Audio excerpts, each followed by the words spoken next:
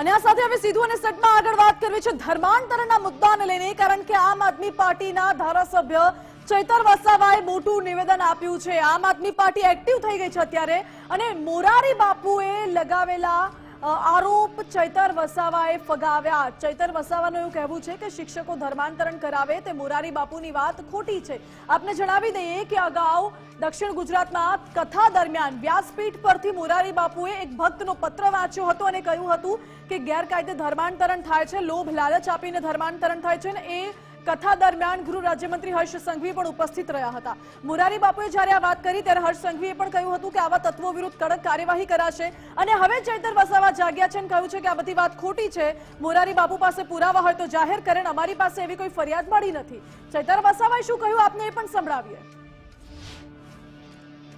વ્યારા ખાતે કથાકાર આપણે મોરારીજી બાપુજી આવ્યા અને એમણે કીધું કે ભાઈ શિક્ષકો દ્વારા આ વિસ્તારોમાં એટલે કે આદિવાસી વિસ્તારોમાં ધર્માંતરણ કરવામાં આવે છે, પણ આજ દિન સુધી એવી કોઈ ફરિયાદ અમને મળી નથી ને અમારા ધ્યાને આવ્યું નથી કે શિક્ષકો ધર્માંતરણની પ્રવૃત્તિ કરતા હોય। પણ મોરારજી દેસાઈ બાપુ પર કોઈ આવા પુરાવા હોય તો ચોક્કસ સરકારને આપે, જાહેર કરે એવી અમે માંગ કરીએ છીએ। 1970, 80 અને 90ના દાયકામાં એ લોકો આદિવાસી વિસ્તારોમાં આવ્યા અને ત્યાં પોતાની સંસ્થાઓ દ્વારા શૈક્ષણિક સંસ્થાઓ, આરોગ્યની સંસ્થાઓ અને કેટલીક આદિવાસીઓની ઉત્થાનની પ્રવૃત્તિ એમણે કરી, એને ધ્યાને રાખીને કેટલાક આદિવાસી લોકો આકર્ષાયા અને ખ્રિસ્તી ધર્મ એમણે અપનાવ્યો છે।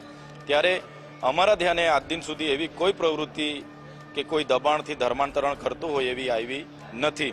ત્યારે ત્યાં ગૃહમંત્રી અને પ્રફુલ્લ પાનસરિયાએ પણ કીધું કે અમે જે લોકોએ ધર્માંતરણ કર્યું હોય એમના પર કાયદેસરની કાર્યવાહી કરીશું, એમને જે આદિવાસી તરીકે મળતા લાભો અમે બંધ કરીશું। ત્યારે એમને મારું સૂચન છે કે શરૂઆત તમારા ધારાસભ્યથી કરજો।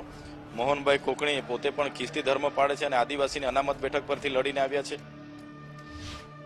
એટલે ચૈતર વસાવાએ મોહન કોકણી, રીતિશ વસાવા ખ્રિસ્તી ધર્મ પાળે છે અને આદિવાસી અનામત બેઠક પરથી લડીને ધારાસભ્ય બન્યા તેવું પણ કહ્યું।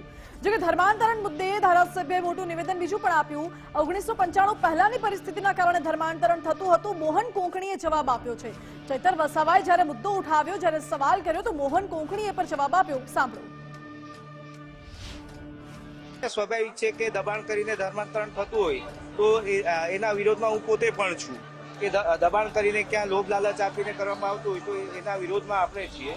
પરંતુ આજે ડાંગની પરિસ્થિતિ મને હું વાકેફ નથી, પરંતુ આજે તાપી જિલ્લામાં મેં ક્યારના બાઇટ આપી હતી કે ભાઈ 1995 પહેલા જે ગામડાની દયનીય પરિસ્થિતિ હતી અને જે કદાચ મિશનરીઝ આવ્યા હશે, શિક્ષણ અને આરોગ્ય આપ્યું હશે અને એના કારણે કદાચ એ થયો વિચારો કદાચ એમની સાથે જોડાયેલા હશે, બાકી તો મને એવું લાગતું નથી।